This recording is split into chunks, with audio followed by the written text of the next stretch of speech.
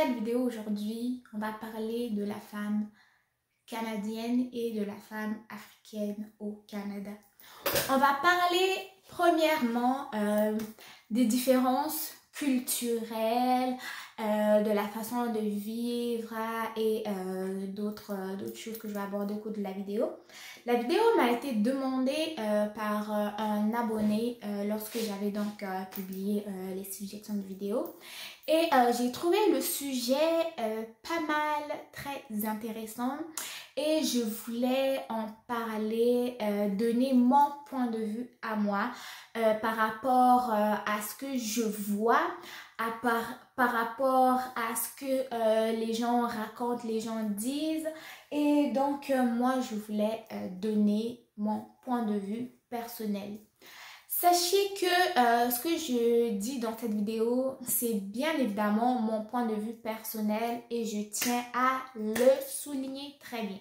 Donc, si on va parler de la femme canadienne, sachez que au niveau des droits des femmes, au niveau de l'égalité homme-femme, ce mouvement-là ou du féminisme, il a commencé au Canada des années plus tôt que chez nous en Afrique, où c'est le sujet comme actuel, alors que ici au Canada, c'est un sujet qui a été comme déjà dépassé, déjà traité quoi.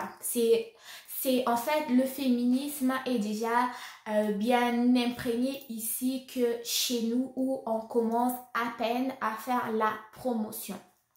Donc, en parlant du féminisme, on va parler des droits de la femme. Sachez que ici au Canada également, les femmes ont eu le droit de vote depuis des années comparativement à chez nous. C'était pas la même année, la même époque. Ce qui a fait que avec les droits de la femme, avec le féminisme, ici les femmes ont appris à être très indépendantes d'une façon indépendante du côté financier, indépendante au niveau de la vie de tous les jours et indépendante d'une façon complète quoi. Ce que je peux dire c'est que ici les femmes ont eu le droit de commencer à travailler par elles-mêmes plus tôt, eu le droit de travailler plus tôt, ont eu le droit de suivre des carrières et ont eu les droits d'avoir des enfants ou non. Et aussi sachez que un sujet qui va être tabou pour nous qui venons d'Afrique, ça va être l'avortement. Ici au Canada, il y a des provinces qui ont voté les lois sur l'avortement plus tôt, alors que chez nous, ça va être un sujet encore plus tabou, mais je ne vais pas aller dans ce sens-là. Je ne veux pas, dans cette vidéo, aborder ce sujet. Si vous voulez qu'on en débatte, ça va être pour une prochaine vidéo. Mais tout ça, c'est pour en revenir que ici au Canada, les femmes canadiennes, celles qui veulent suivre des carrières, suivent des carrières. Celles qui veulent être mères au foyer, choisissent d'être mères au foyer, mais elles ne sont aucunement obligées. Et ce n'est pas dans leur mentalité de devenir des femmes au foyer dès la base, quoi. À l'époque, c'était le cas avec la religion catholique qui était vraiment imprégnée au sein des couples. La religion catholique qui se mêlait un peu de ce qui se passait dans les chambres à coucher. La religion catholique qui imposait aux couples de faire tant d'enfants. Et pour les femmes qui ne faisaient pas d'enfants à l'époque, étaient mal vues et étaient critiquées par les prêtres d'époque.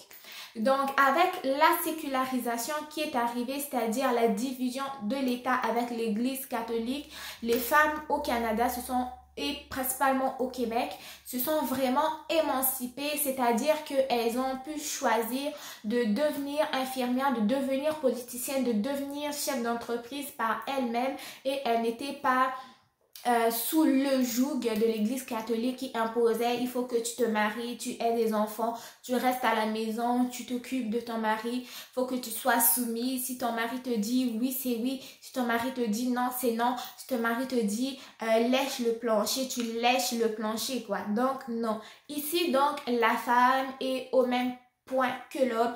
La femme a les mêmes droits que l'homme. C'est d'ailleurs écrit dans la Constitution canadienne, ce qui veut dire que ici il n'y a pas de supériorité, d'infériorité. Tout le monde est considéré au même pied d'égalité. Maintenant, quand nos frères africains arrivent au Canada et qui veulent se mettre en couple avec des Canadiennes, ils vont trouver que ils vont dire que non, cette fille-là n'a pas un bon comportement, c'est pas une bonne femme. Non, c'est que la mentalité n'est pas la même. La façon de voir les choses n'est pas la même. Si toi, mon frère africain, tu arrives, tu t'attends de rencontrer une femme qui va être soumise, une femme qui va t'attendre tranquillement à la maison, une femme qui ne va pas travailler, puis que toi, à la fin du mois, tu lui donnes tant d'argent pour l'épicerie, tant d'argent pour les vêtements, tant d'argent pour aller se coiffer. Non, mon frère, tu te gourres, tu te mets les doigts dans l'œil. Parce que ici, quand tu vas rencontrer une femme canadienne, la plupart du temps, vous allez être des partenaires de vie, des partenaires en amour, des partenaires de tous les jours, c'est-à-dire que vous allez compter l'un sur l'autre, vous allez pouvoir vous aider l'un sur l'autre. C'est-à-dire que vous allez contribuer ensemble à faire évoluer votre couple, votre famille, à élever vos enfants. Ensemble, vous allez contribuer à payer le loyer. Ensemble, vous allez contribuer à payer les factures. C'est vous deux ensemble. C'est pas juste une seule personne. Donc, si tu arrives et puis que tu veux que la fille lèche le plancher, non, ça ne sera pas le cas. Elle va te trouver pour une folle. Si tu arrives puis que tu trouves une Canadienne pleine d'ambition, elle veut être, je sais pas, médecine, elle veut faire la médecine dentaire, elle veut faire des voyages internationaux, elle veut œuvrer dans tel domaine, alors que toi, tu es arrivé avec une mentalité de fonder une famille, d'avoir une femme à la maison, ça ne sera pas ça. C'est mieux à la base, tu la rencontres, tu lui parles de tes projets de vie, elle te parle de ses projets de vie à elle. Puis si vous allez dans la même direction, là, vous pourrez commencer la relation. Mais si vous n'avez pas la même vision de la vie, la même vision des choses, vous n'allez pas dans le même sens, ça ne sert à rien. Parce que ici, bien évidemment, le Canada, le taux de natalité est bas. Parce que les femmes deviennent plus carriéristes, elles suivent leurs rêves, elles suivent des études de plus en plus et pour la plupart du temps en fait, elles vont suivre des études longues en médecine, en soins infirmiers et tout, alors que les hommes vont être plus allés au niveau des formations professionnelles, ok? C'est-à-dire que la formation va être plus courte, mais ils vont travailler aussitôt, puis commencer à gagner de l'argent. Puis là, ils vont se dire, oh ben je suis déjà bien installée, c'est le temps de fonder une famille. Alors que la fille, elle a d'autres projets. Elle a d'autres rêves, tout comme toi, tu as choisi une formation professionnelle, c'est comme elle a choisi une formation longue, une formation généraliste, une formation en médecine, une formation en physiothérapie, une formation en administration. Donc, c'est un peu ça. Maintenant, pour ce qui va être des femmes africaines, je vais parler de plus ceux qui vont arriver avec leur époux au Canada, ok? La plupart du temps, ceux qui arrivent avec leurs époux vont découvrir un autre univers. Ils vont découvrir que ici au Canada, les femmes ont des droits. Ils vont voir que ici au Canada, tu as des enfants, oui, tu peux mettre tes enfants à la garderie, à l'école et aller étudier. Tu vas voir que les femmes vont avoir une autre façon de voir les choses. Elles vont se considérer d'une autre manière. Elles vont se rendre compte, elles ont des potentiels, elles ont quelque chose à apporter à leur vie, à elles et aussi à la société. Donc, si à la base, d'où elles viennent, elles étaient femmes au foyer, elles étaient à la maison, elles attendaient le retour donc du mari pourvoyeur pour leur donner de l'argent pour faire à manger, l'argent pour se coiffer, l'argent pour s'occuper des enfants, elles vont se rendre compte que ici au Canada, elles peuvent le faire toutes seules, pas éliminer le mari ou s'éloigner du mari, non, qu'elles peuvent contribuer donc à l'avancement de la famille, qu'elles peuvent aller travailler, rapporter de l'argent, nourrir la famille, c'est-à-dire contribuer à la famille. Ce qui va faire plutôt que de côté du gars, il va se sentir comme un peu diminué. Il va avoir, je sais pas si c'est de la jalousie, mais il va avoir comme une baisse d'estime de soi. Il va se dire,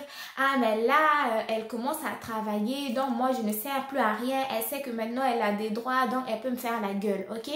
Mais c'est pas faire la gueule, parce qu'en Afrique, pas en Afrique simplement, mais je veux pas vraiment qualifier d'où on vient, ok, dans l'Afrique, en Afrique ou dans d'autres continents, ok. Si la femme attendait à la maison, puis que le mari donnait des ordres, des fois elle était comme obligée de pas répondre mais d'obéir parce que elle se disait que sans lui la vie n'existe pas, quoi. Sans lui on ne va pas manger, quoi. Sans lui les enfants n'iront pas à l'école. Mais quand ils arrivent ici au Canada, c'est autre chose. Même si lui ne travaille pas, moi je peux travailler, je peux nourrir la famille. Même si lui s'est fait virer du travail, moi je peux payer toutes les factures. Ensemble en fait on va consolider la famille. Toutes les charges, tous les poids des dépenses ne vont pas se reposer sur une personne uniquement, mais ça va être nous ensemble, quoi. Ensemble, on est plus fort, quoi. Donc, ça va être un peu ça. Maintenant, il va y avoir une troisième catégorie de couple. Ça va être des gars, des hommes qui vont immigrer en premier, puis ils vont aller chercher leur femme après. Donc, la plupart du temps, ces gars-là vont arriver, vont avoir du travail, commencer à travailler. Ensuite de ça, vont faire appel à leur femme. Mais ces femmes-là, quand elles vont arriver, soit elles sont déjà enceintes ou un an après, elles sont enceintes. La plupart du temps, il y en a certaines d'entre elles, une fois qu'elles ont eu leurs enfants, un ou deux enfants, ils vont rapidement intégrer le marché du travail ou vont suivre des formations professionnelles pour avoir une expérience, un petit diplôme et tout. Mais il y en a d'autres, tellement elles vont arriver, à peine arrivées, première année, un enfant, deuxième année, 3 enfants, 4 enfants, elles vont se retrouver avec 3 ou 4 enfants à élever et elles n'auront pas le choix que de rester mère au foyer pendant 4, 5, 6 ans pour s'occuper des enfants. D'où le fait qu'elles n'auront pas eu le temps de suivre une formation. Elles n'auront pas eu le temps d'intégrer le marché du travail. Ce qui va faire que plus tard, on est là, mais on n'est toujours pas intégré. Parce qu'on est là, on est arrivé comme mère au foyer. Donc, je ne veux pas faire une vidéo trop longue, mais c'était un peu des différences que moi, j'observe ici au Canada plus au Québec. Ces différences-là, quoi, de culture, de droit, d'une façon de voir la vie et des différences, quoi. Donc, voilà. Ma vidéo s'arrête là, je ne la ferai pas vraiment très longue. Dites-moi ce que vous en avez pensé dans les commentaires. Si vous voulez qu'on aborde un autre sujet dans ce sens-là, dites-le moi aussi. Je suis ouverte à toute suggestion tant que c'est dans mon domaine de recherche. Parce que je ne suis pas experte, hein, ok? Je fais des recherches et je vous réponds. Donc, likez si la vidéo vous aura plu. Puis, dites-moi ce que vous en avez pensé dans les commentaires, quoi. On se retrouve très bientôt pour une nouvelle vidéo. Bye!